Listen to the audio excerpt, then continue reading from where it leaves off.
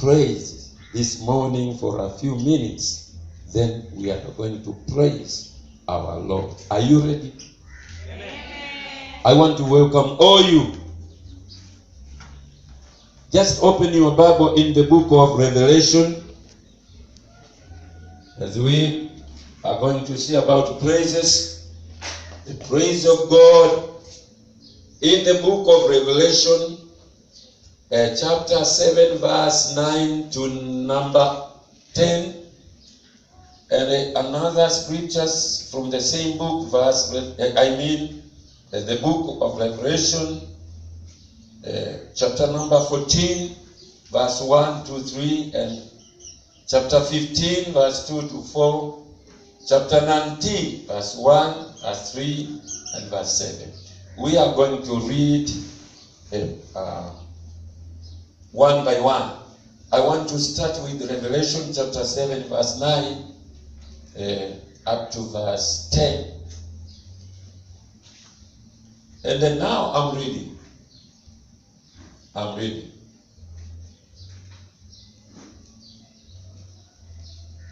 After these things, and behold, a great multitude, which no one could number, of all nations, tribes, people, and tongues, standing before the throne and to the Lamb, clothed with white robes, with palm branches in their hand, and crying out with a loud voice, saying, Salvation belongs to our God, who sits on the throne, and to the Lamb. And in chapter 14, verse 1 up to verse 3, Then I looked, and behold, a Lamb standing on Mount Zion, and with him 144,000, having his Father's name written on their forehead. And I heard a voice from heaven, like the voice of many waters, and like the voice of loud thunder. And I heard the sound of harpists playing their harps, and they sang as it were a new song before the throne, and before the four living creatures, and before the 24 elders. And no one could learn that song except the 144,000 who were redeemed from the earth. Father, bless this word as we are going to listen. Let the Holy Spirit, who is the teacher, who is the author of the word of God, to predict and to speak in our heart, so that we may understand everything about your praises and about how to worship you, Jesus.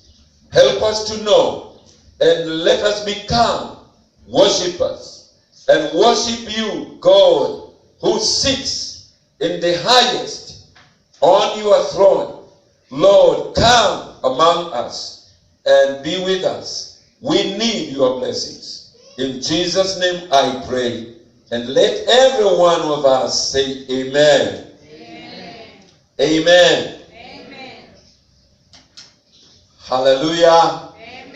Hallelujah. Amen. Listen to me carefully, because I'm going to speak something very important in our Christian life as we continue to worship and to live for Him only in this world. Hallelujah. Amen. My title of this message, the title of this message says, Total Future Worship. The total future worship. Can you tell your neighbor, tell him, total future worship? Hello, Naomi. I don't see telling somebody. You have neighbors on your left and on your right. Total future worship. Total future worship. Higher. Even patience. Say total future worship. Hallelujah. According to the Holy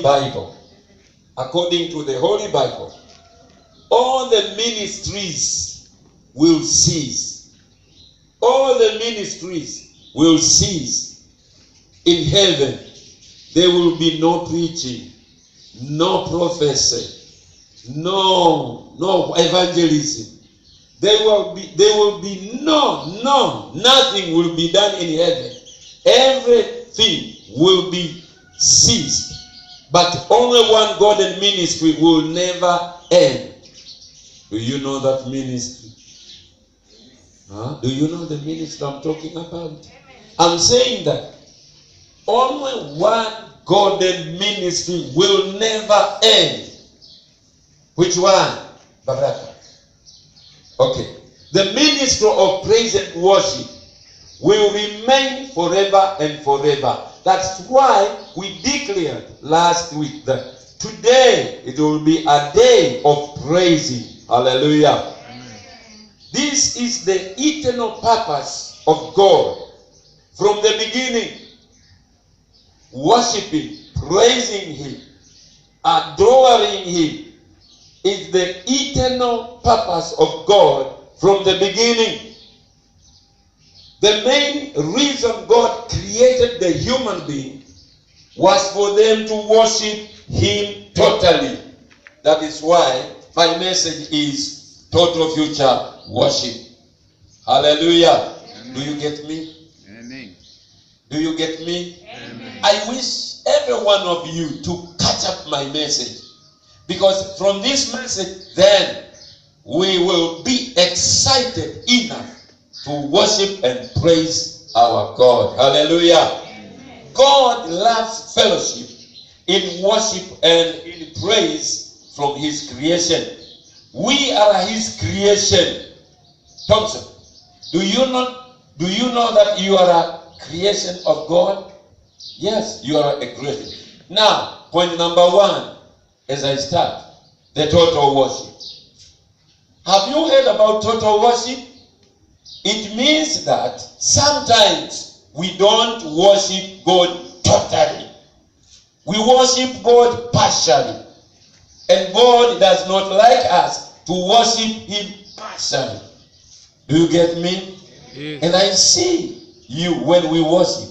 Some of you, you are not giving all your life, all your presence, all your physical body in worshiping Him totally. But today we are going to see creatures in heaven who worship God totally. Hallelujah. Amen. There is a total worship going on in heaven now, right now, as we are worshiping here. Also in heaven, they worship God totally. Hallelujah. Amen. What? Okay. Who are worshiping God in heaven totally? We have read here. Thousands of angels are worshiping God totally in heaven, not partially. You and me, we have to worship God totally. And this reminds of Jesus' teachings about prayer. In the book of Matthew, I think in the book of Matthew chapter 6. Chapter 6. Jesus said, your will be done on earth as in heaven. He was talking to His disciples about prayer. So He said, your will be done on earth as in heaven. Now, we can ask ourselves a question. What is going on in heaven? Which Jesus was talking about. What? Worship is what is done in heaven now and will never cease. As we have seen in these scriptures we read, Apostle John says, after these things, and behold, you know, the Apostle John was taken from the island of Patmos, and he found himself in heaven in spirit. And while he was in spirit, the angel who was leading him to show and to give him vision about the things to come in future, then he saw something. That is what he is saying here. After these things, and behold, a great multitude, which no one could number, of all nations, tribes, peoples, and tongues standing before the throne and to the Lamb. Hallelujah. Amen. Hallelujah. Are you standing before the Lamb right now? Amen. There is a chorus. We are going to learn right now. We are standing. We are standing before God. And we are surrounded by many angels. And not many, thousands. And not thousands, millions of them. Hallelujah. This is what Apostle John saw in heaven. He saw nations. He saw tribes. He saw peoples. He saw tongues standing before the throne and to the Lamb, clothed with white robes, with palm branches in their hand, and crying out with a loud voice. Amen. Crying for what? They were crying for what? Hallelujah. Amen. You want to know? Amen. Yes, sometimes we cry. And we as Pentecostal church, we as Pentecostal believers, we have to cry loudly before our God because He is worth of our cry. I think that somebody can say amen, but all of you are still silent. I don't know why. Something is wrong with you. Yes, something is wrong with you. Even now as I'm speaking, I see your face. Something is wrong. We have to cry before our Lord in praises. Okay, this multitude were crying, saying, salvation belongs to our God who sits on the throne and to the Lamb. This multitude of peoples will continue to give praises to the Almighty God forever and ever. This requires you and me to give God a total worship and not partial worship. Are you worshiping God totally? Or you are worshiping God partially? Okay. In the same book as we have read in the book of Revelation, we see again about total worship. Revelation 14, verse 1 to verse number 3. The Bible says, then I looked. Okay. In Revelation 7, John said, behold. But here he said, I looked. It is the same word. And it repeats again. I looked, and behold, a lamb standing on Mount Zion. We have said here about Zion. Yes, I remember. Saying a chorus about Zion. I don't remember well how it goes. Lord, Lord, Lord, Lord, Lord. Rain, rain, rain. Hallelujah. Amen. Okay. The Lamb was standing on Mount Zion. Do you know Mount Zion is the New Jerusalem in heaven? Clap your hand to Jesus. Yes. Mount Zion is Jerusalem, New Jerusalem in heaven.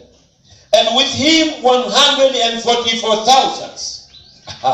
They are people. They are many who are praising God by the number 144,000.